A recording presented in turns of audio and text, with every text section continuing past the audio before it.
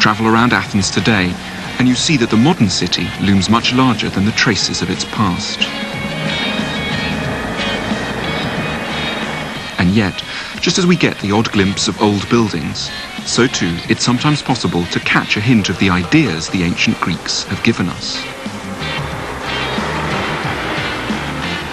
Almost 2,500 years ago, a philosopher was born here. His name was Sócrates, and he's come to symbolize one of philosophy's most inspiring gifts to the rest of us. The idea that thinking logically about our lives might help us to be more certain of ourselves, more independent, less conformist, less hamstrung by what other people think. It's the dream that philosophy might set us free. I'd come to Athens to see how a man who famously died for his beliefs might give us the confidence to stand up for our own. Sócrates wrote nothing down, and we know what he said chiefly through a series of dialogues he features in, written by his pupil Plato. In deciding when to follow prominent people and when to disagree with them, Sócrates had one huge advantage over us. He could always talk to them in person. Athens in his day had a population of just 150,000, and all the citizens came here to the Agora, the main market and meeting place of Athens. If you'd have visited in the 5th century BC, you'd have been likely to see, amongst the bustle of the city, a rather curious, ugly figure. Because for most of his adult life, Sócrates got up at dawn and came to spend the day amongst the shopkeepers and merchants who had their stalls here. It wasn't just local people who came to this spot. It was also the most important people in Athenian society, so that you could meet here at any point in the day, probably as it were the opinion formers, the great military generals, the great statesmen, the important rhetoricians, the aristocrats. They could all be found here. And what Sócrates did, rather than just idly chatting to people, he would go up to these very important people and ask them great questions on life. He'd basically ask them to explain why they were living the kind of life they were leading. And what happened is that he found there were surprising inadequacies in their understanding of the way of life they were leading, so that wealthy people couldn't really explain why they had money and others didn't. Military generals couldn't explain why they fought battles in a certain way. And I think we take away from this a fascinating lesson, which is that if you have the luck, or at least the courage, to go up to important people and question the way that they're leading their lives, you might be able to find surprising inadequacies of which their very confident demeanor gave absolutely no indication.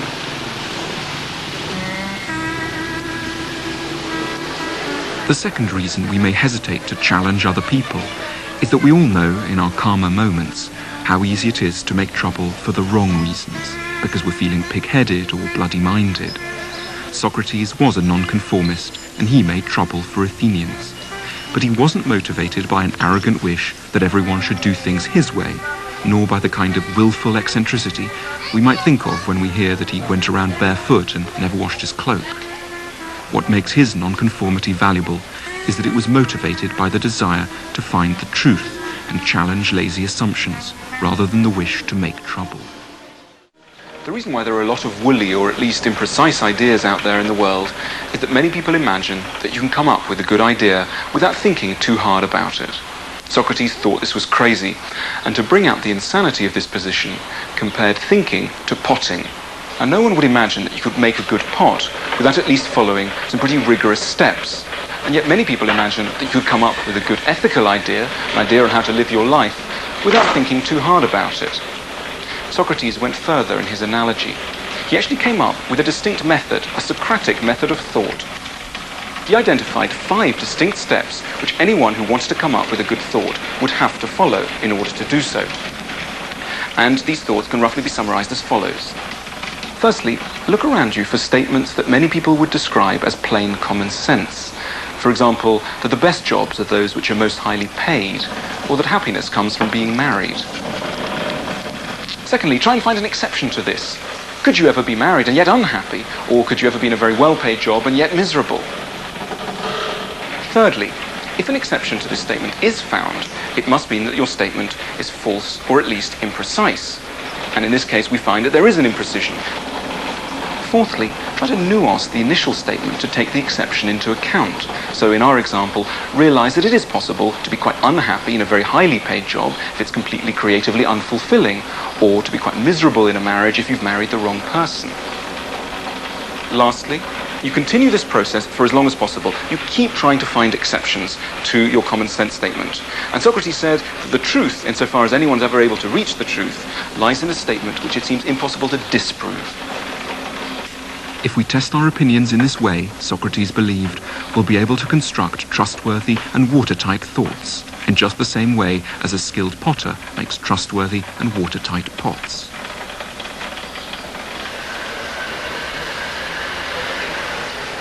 The point of Socrates' method is that it makes you far less passive, less inclined to follow the other sheep. If other people disagree, we don't just have to say, limply or petulantly, well, I think I'm right, but I can't tell you why. We'll be able to demonstrate logically why we believe things, and if others ignore the logic, then their opposition won't have to unnerve us so badly. Most of us imagine that we can't be philosophers because we haven't studied philosophy, we haven't read enough, we haven't gone to school long enough, we haven't done a university degree. And I think what I find extremely inspiring in Socrates is the idea that everyone can think. And not just everyone can think, but everyone has a responsibility to think. As he famously put it, the unexamined life is not worth living. Socrates made the idea of an examined life seem far from forbidding. Socrates suggests that we can have an interesting philosophical conversation anywhere, even on a street corner. Philosophy needn't just happen behind the walls of a university or in a schoolroom. Socrates used to talk to an extraordinary range of people, and liked to demonstrate to them that they were all able to arrive at well-thought-out opinions. It's an inspiring idea. However, in our modern democratic societies, where focus groups and opinion pollsters rule, Socrates would have thought that our problem is that we tend to listen to opinions whether they're well thought out or not. The one fact that people tend to remember about Socrates is that he faced a trial and that he was condemned to death. This has remained a very potent image, so that if you walk around the streets of Athens today, you can still see the scene represented all over the place. And that's because it has become an immensely powerful symbol of someone standing up courageously and intelligently against the will of the majority.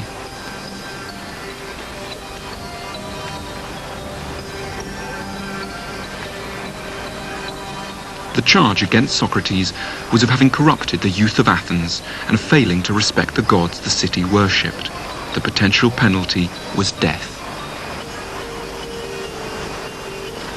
One March morning, Socrates was asked to show up at the courthouse in Athens, and Socrates was facing probably a jury of 500 Athenian citizens. And what we do know is that the atmosphere inside the courtroom was relatively hostile towards Socrates from the very beginning. They were suspicious of this man. Many of them had been questioned by him before, and they were not on his side. So Socrates was really facing the possibility that he would die, and yet he didn't lose his nerve.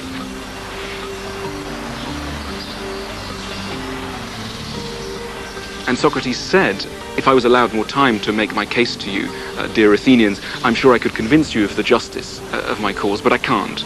And he accepted this very fatalistically. When the final vote came to be taken, the majority of the jury decided that he was guilty and that he should be sent to death. Socrates was led off from the courtroom to the prison just a few yards away. His wife, Xanthippe, came to visit him, but she broke down so hysterically that she had to be led away. Many of his friends were also in tears. Even the prison warder, who had seen many go to their deaths, offered his apologies, and said that of all the people who had ever come through the jail, Socrates was the noblest, the most generous, and the wisest.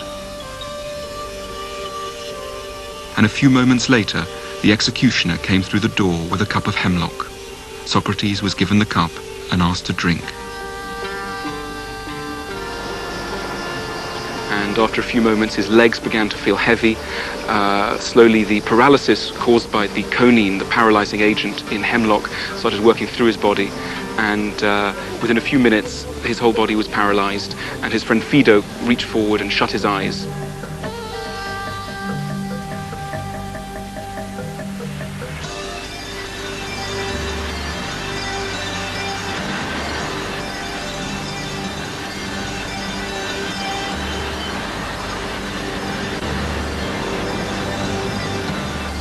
In Athens today, there's very little of the glory that was ancient Greece and that has inspired the world ever since. And yet, the ideas of Socrates live on. He was once asked where he came from, and he replied, not from Athens, but from the world. And he remains in many ways the global philosopher, born in Athens, but speaking his message to the whole of humanity. Of course, very few of us will be called upon to die for our beliefs. But Socrates makes us see that we all have the capacity, and indeed the duty, to stop following opinions passively, and instead to develop beliefs we can truly have confidence in. Though we're often reluctant to see it, all of us can make the transition from being a sheep to being a thinking person, that is, a philosopher.